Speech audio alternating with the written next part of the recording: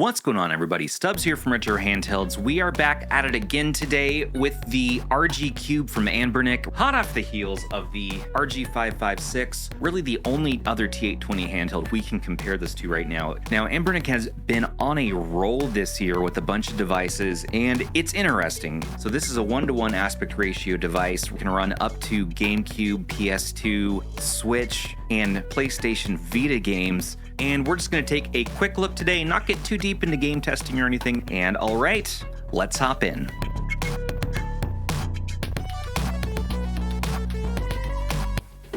RG Cube. Anbernic sent over the purple SKU here for review. Now this retails for $169.99. But for the first 3 days, if you do decide to purchase it, they have a $10 off coupon if you're interested. Now, this is a beautiful colorway on this. The review unit here is pre-production, so not everything's 100% finalized, but it should give you a pretty good idea. And it did not come with an SD card with games or anything, so I've preloaded my own and sold separately, but there also is a form-fitted case available from Anbernic. It fits like so. Now, as far as specs, pricing, and color options go on this, we have the matte black, the white shell with the rainbow buttons, the beige shell with the red buttons, and this lilac, this purple shell. Radiant purple, they call it. Gray, black, and beige white. Okay, there's the names for you. So right around the price of the RG556, pretty much on the nose there. This sports a 3.95-inch IPS display, OCA full lamination, multi-touch resolution at 720 by 720, the Unisoc T820 processor, again, the quad-core Mali G57 for GPU, 8 gigabytes of LPDDR4, RAM, storage is 128 gigabytes UFS 2.2. We have Android 13 on here, rockin' 2.4 gigahertz and 5 gigahertz Wi-Fi, and Bluetooth 5.0. We have dual down-firing speakers, 5200 milliamp hour battery, so a little bit less than the RG556, which has a 5500 milliamp hour battery. But they average about 7 hours of battery life, they say, with about 3 hours to fully charge. Built-in Hall joysticks, a 6-axis gyroscope sensor, Hall triggers, high-speed fan, supports 1080p DisplayPort out. That's going to be great for you who use AR or XR glasses or external displays. That's awesome. It has rumble and vibration, sleep functionality, and all of that comes in weighing at 260 grams, so very lightweight. So the first thing that kind of strikes me on the Cube is the D-pad. We get that floating D-pad, much like the RG Arc, although I think it's improved since the Arc. This is a little bit loose, going all over the place, and this is nice, tight, and controlled, and a nice 8-way pivot. Face buttons, rubber membrane. They feel and operate just like the 556. Kind of clicky and loud. L1 and R1, and then Hall triggers, and those feel pretty decent, but I don't love how loud and clicky these L1 and R1s are. They are just as loud as the RG556. I kind of like how the L1 and R1 are situated, and the shoulders are situated on the new Odin 2 Mini. The joysticks, in my testing, unfortunately, they do suffer from the cardinal snapping, just like the RG556 did, so you could drop in some alternates, the Ghoulie kits, just regular Switch sticks, and those should be okay. Luckily, though, I'm happy to report they're compatible with my Stubbs Nubs joystick caps available in the description on Etsy. These are only $4. But yeah, the placement of the buttons feel right to me. I don't mind that the joystick's up top now that we're playing more modern games, since this is playing up to PS2 and Vita even. So that feels good. The D-pad feels in the right spot, and the face buttons feel good. I'm not hitting the joystick as I'm pushing on the face buttons here. Over here we have the Anbernic front end button, home button, select and start. Up top, micro SD card slot, USB-C, 3.5 headphone out. And on the back we have a fan that looks just like the fan on the RG405, that same design. And in my testing, it's been nice and quiet and keeping the device cool. There's an auto mode, high performance mode, or quiet mode. Now this is nice. We have bump outs on the back, and the grip feels really nice. Textured grip right there. Minimal branding. And yeah, you can kind of hold it like that even. You can kind of pull on it. It just feels solid. It just grips well. So I like that. Now this is going to be interesting because this is a 1-to-1 screen. While some say it competes with the RGB30, really it's in a class of its own because it performs with much higher systems, but it is the same idea. And this is going to be competing with the new ZPG A1 Unicorn, and I'll have that in for review shortly, so we'll be talking about that a bit and comparing it to this. But the shell here is mostly matte shell. It's a little bit slippery as you start to use it. If the ambient temperature in the room is warmer like it is in here right now, this is going to be just a little bit more slippery. I'm not seeing fingerprints so easily because of the shell color, but it's similar to the shell of the SP. So that's the sort of plastic that it, I believe, is using. Doing some other size comparisons. So compared to the RGB30, it is more ergonomic. The RGB30 is a slab, but this is more pocketable. This certainly can be pocketed, but this is going to win there. And this is also much cheaper, you know, coming in around 60 to 70 bucks. You're going to save around $100 on this. And here's a 4:3 aspect ratio device, the Retroid Pocket 2S. And this is a little less performant with the T610 in it, but this is also going to be smaller and a bit more pocketable. Here it is next to the new SP Retroid Pocket 4. Here it is again with the RGB30. The previous release, the RG405M, 353M, RGB20SX, which I believe has the same screen. And if we wanted to, here's the Odin 2 Mini. Yeah, ergonomics feel solid. In my testing, my hands have not been cramping up with it. I really like the face buttons in comparison to, for instance, the PowKiddy RGB30, satisfying to press down on. And I do like it more than the Retroid Pocket 2S, which is a little more of a chiclet, presses a little bit smoother. And I do enjoy how it feels in comparison to the Odin 2 Mini face buttons as well. In comparison to RP4, I would say I like how that feels better as well. So I would say these are my ideal buttons on this. Let's turn this bad boy on. You get greeted with this kind of fun purple Anbernic screen. Now there was another SKU here that they had in the promo material that had actual purple buttons, and people liked that better. So having the final be white is, that's fine. Now the one major glaring issue in my testing so far has been that the screen comes with some under dim lighting, and when you have the brightness all the way up, you might see some light bleed along the corners. I'm going to show some footage here on the screen as an example. It's going to be harder to see under these lighting conditions here, but you can still make it out.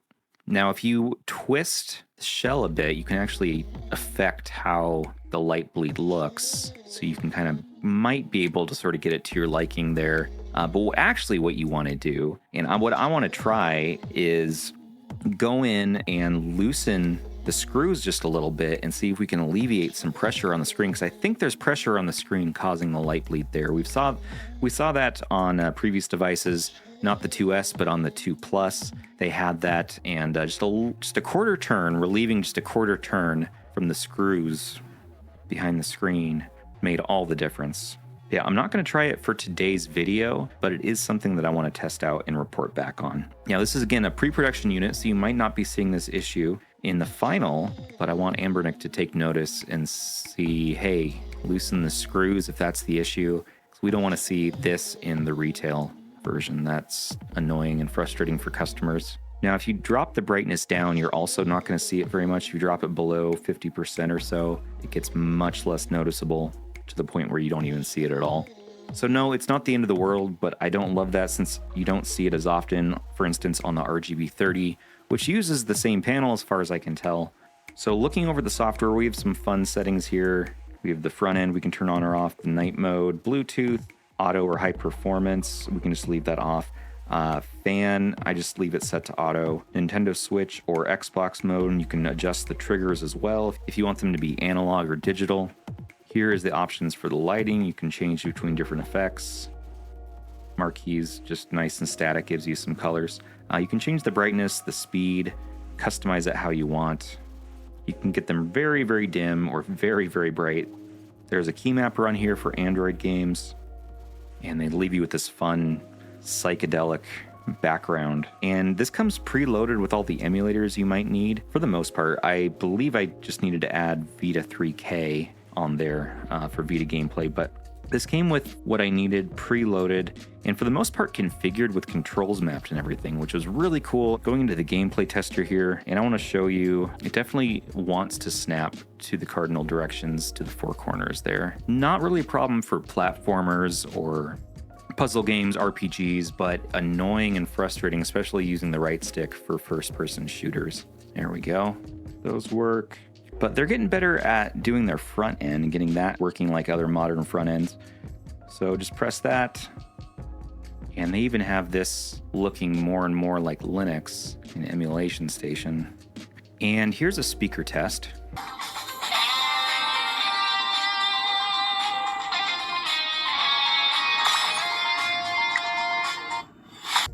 Battery, I'm still on the initial charge from this thing, and we still have 39%, so we'll see how it lasts for today's video. It does have Wi-Fi, of course, I'm connected to that, and you can connect up to retro achievements with this. But the screen quality and the saturation looks nice. Initially, it wasn't that great, but once you tune it and configure it, you can make it pop a bit. So you can say increased contrast here in the menu, turn on this video display enhancement, and also turn on luminous eye protection, which gives you a little bit of extra low light improvements.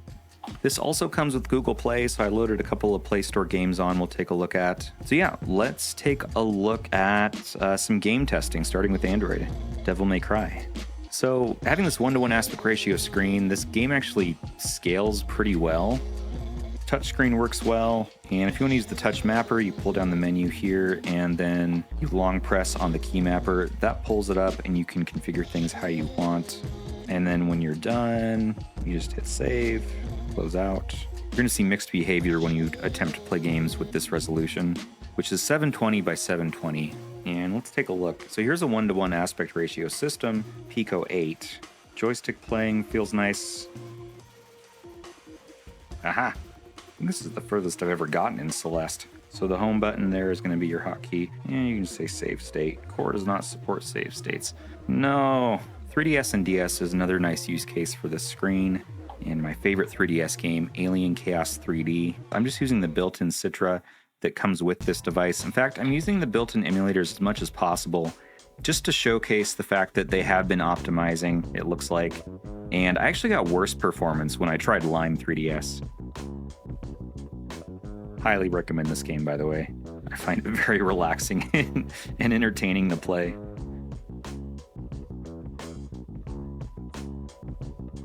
There we go. Yeah, I don't like that on PSP, you're going to have these black bars, so 16:9 content. Just 16:9 content. Here's some Astro Boy. And we're going to be running this at a 2x. And we're still hitting full speed there. And so far it's not getting hot really or warm. The fan really isn't even that loud either. Take a listen. Here's fan in strong mode, which is the highest setting. Auto, stop, cool and strong, and I just, yeah, again, leave it in auto. Tony Hawk's American Wasteland for GameCube. So yeah, what you're seeing here is out-of-the-box performance without things customized. Fairly nuanced haptics. Yeah, we are getting full speed on this, and right now we are at a 2x resolution too. If you want to see another good use for the screen,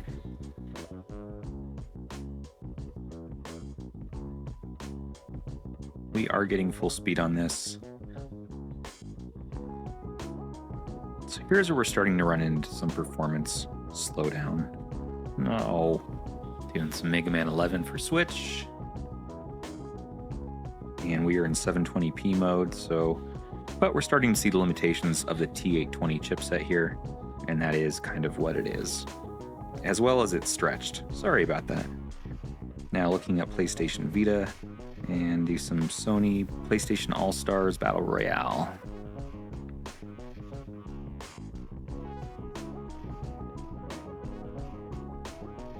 I am wildly button mashing right now. I think that's kind of everything I wanted to show right now. Yeah, all right. So it does start to get a little warm, or my hands start to get a little sweaty anyways. Yeah, it gets a bit warm there. Not hot, but warm. We've been pushing it pretty hard now, and we still have 29% battery, so the battery life has really been a champion in this. The sleep function works well, and it just sips power and immediately turns the fan off, and the screen, and the joysticks. So yeah, this is not too bad. Let's go ahead and wrap up. All right, so what do you all think of the Anbernic RG Cube? Is this one doing it for you? With that 1:1 aspect ratio, I feel like it's going to be a more niche use case. There are some other use cases I would like to try for you all, such as N-Gage emulation. I think that would be really cool for this screen. I mean, this is really cool. I like it that it's really pocketable. However, it's a little funky when you're trying Android games to get it to scale correctly. And you're dealing with extra black bars a lot of the time with a lot of systems, unless you're specifically playing something like Pico 8, Game Boy Color, 3DS, something that utilizes the screen really well. So for the same price, and you get an OLED panel without any of the light bleed issues, I still would recommend, for the same chipset, getting the Anbernic RG556. I prefer the black model of this because this one has a super glossy shell. Other devices that are going to be similar, even a little better performance, you can get with the Retroid Pocket 4, and that's going to be a 16:9 candy bar as well. And don't forget about the Retroid Pocket 2S. I still really like this, and I think the 4:3 aspect ratio is going to be more widely compatible with different systems and just easier to use. But the screen, definitely the colors and everything is going to look better on here. It's like the RGB30 screen, which is a beautiful panel, so you kind of know what you're getting there. So I still like the RP2S better, just a little bit for my use case, for the breadth of systems that I play. And if you want the best performance of all and you don't want to deal with any messing around in PS2 settings or anything, the Odin 2 or the Odin 2 Mini with the Snapdragon 8 Gen 2 is going to just run circles around it all day, but it is going to cost even more money. So the performance is great in here, but is it worth it to you to have potential screen bleed issue?